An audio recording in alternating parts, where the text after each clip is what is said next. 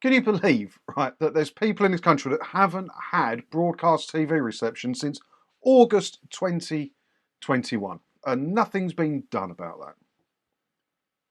Ridiculous. BBC sues over fire that left 1 million licence fee payers without TV.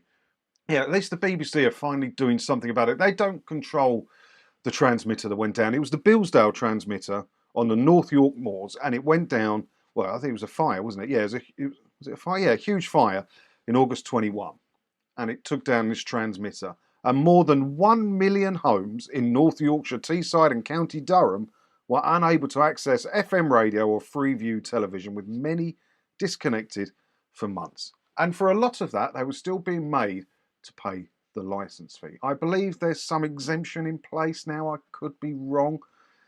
But I mean, you wouldn't be paying it because you just cancel it because you can't access broadcast TV, even well, you can through the internet. And that's what they were saying. When it went down, the BBC were just saying, just watch it through the internet then. But not everybody has access to that. Are you going to pay people's internet bills to be able to do that for the people who don't currently have broadband, some of the older people and stuff like that?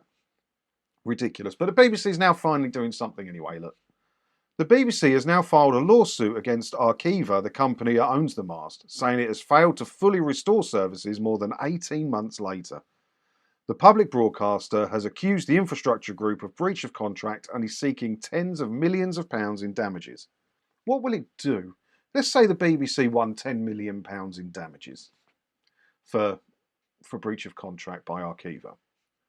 What would they do with that money? Would they distribute it to the people who were affected to help pay their broadband bill, or to help buy them a streaming box or something, or like an Amazon Fire Stick or something they might not have had in the first place but needed after the transmitter went down? Or do you think they'll pocket the money?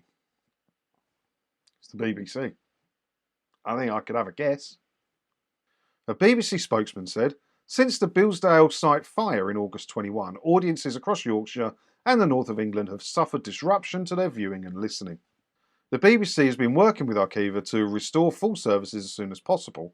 However, after more than 18 months, Arqiva has failed to meet expected performance levels both contractually and for our audiences. The BBC is now seeking money owed by Arqiva under its contracts with the BBC. The incident sparked a backlash against the BBC as more than 1 million licence fee payers were left without access to essential services. I mean, if it's been 18 months and there's still disruption to services, the mast isn't fully done, there must be a breach of contract in there somewhere. So there'll be a settlement. There will be a settlement. For how much the settlement will be, we don't know. I mean, there's a bit here which I was actually interested in reading. That Arqiva offered effective customers a £50 Currys voucher to buy a streaming device such as an Amazon Stick. So they did try and help out a bit. I didn't know that. I've only just spotted that bit myself.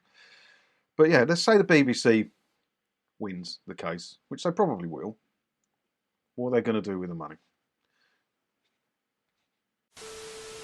What do you think about this one? Let me know in the comments below.